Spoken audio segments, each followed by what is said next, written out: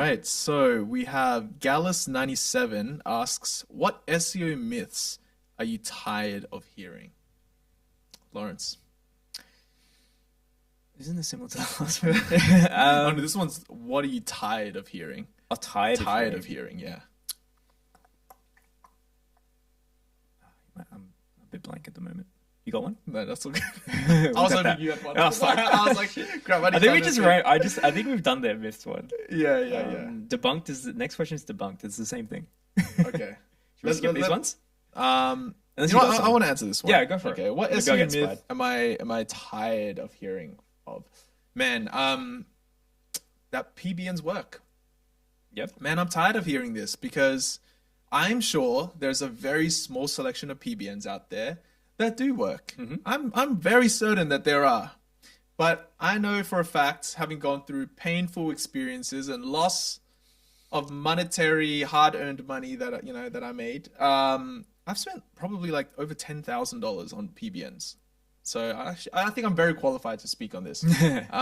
Well over. I'm the foremost expert. Yeah, I've spent 5 figures easily on PBNs before, and they are, for the most part, have burned me.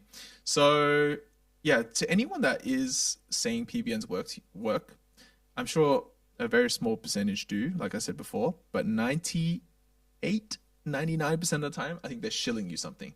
They're just trying to sell you something. They're trying to get you to buy the PBNs for a couple months, make a few $1,000s off of you, and then just churn and burn and get the next person in.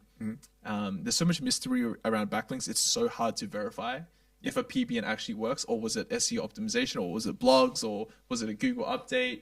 They can hide behind that mystery and just continue to shill their product and say that, oh, it wasn't our PBNs that caused your problems. It was this factor or this factor or that factor.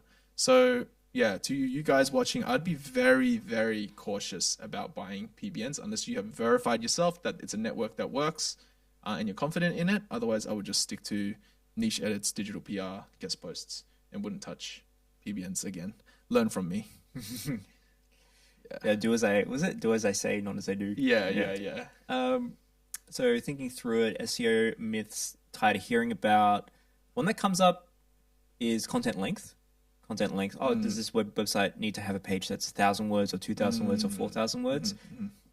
Doesn't matter. Like, I think ranges work. It roughly should be around this, but it's not a letter of the law. Doesn't matter. You can have a 100-word blog that outranks a 10,000-word amazing article because it just nails the user intent, or it has higher authority just generally as a website.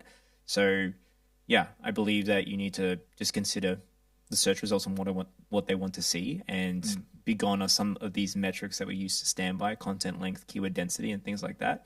They still creep up from time to time. And also people paying for keyword tracking as well. Like, oh, we're going to rank you for 30 keywords for this amount.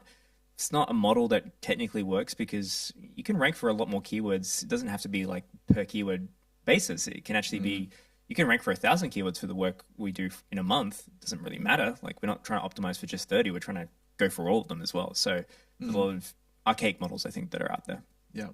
On that note, you just brought up a really good question, which is, let's just say, when people are trying to rank blogs, they talk about the importance of creating an exhaustive resource that talks about every possible area or angle that blog question could have.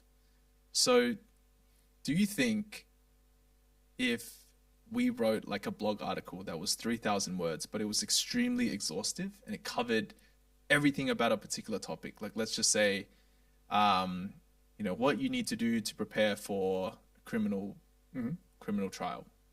You covered every possible angle. So it became like a monster piece. It became like 8,000 word blog post, right?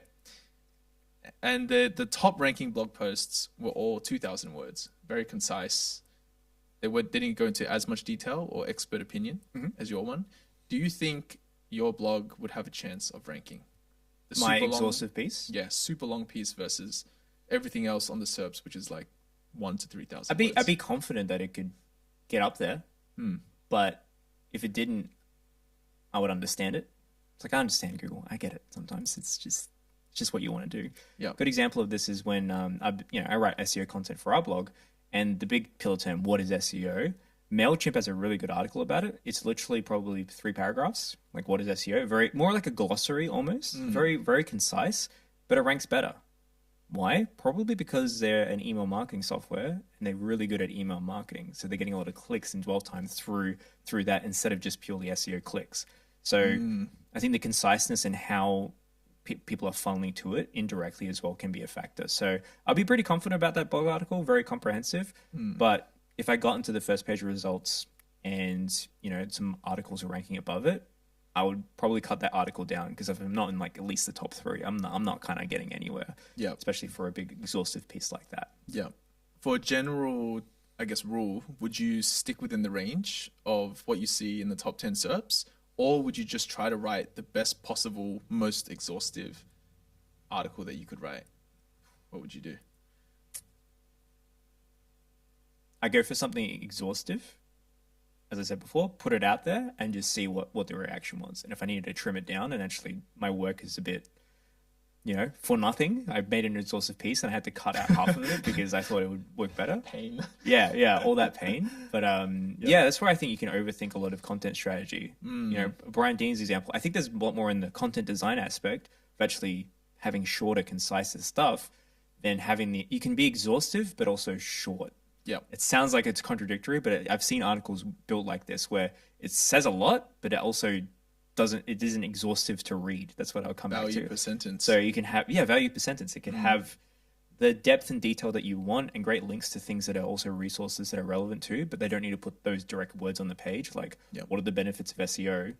Yeah, there's probably 3 benefits, and Backlink, who does a great job of just breaking down really simply, and then you assume the user looking at it is probably going to be quite experienced, especially something like a law article. But you wouldn't need to get into the exhaustive details sometimes, but depends on what the type of user you're targeting. So if someone's a bit more experienced, they're a lawyer, maybe they wouldn't need to read the exhaustive piece. They just need to get down to the nuts and bolts. Yeah, definitely. I think that's also why you don't want to be 100% perfect and pedantic with the content that you create as well, because you have no idea how Google is going to respond to it, and you have no idea if you're going to need to go back into it to cut it or make it longer or whatnot. So yeah, if your content's good, just get it out, see how Google responds, and then adapt from there. Yeah. But yeah, don't stress about making it 100%. Cool. Thanks for your question, Gallus97.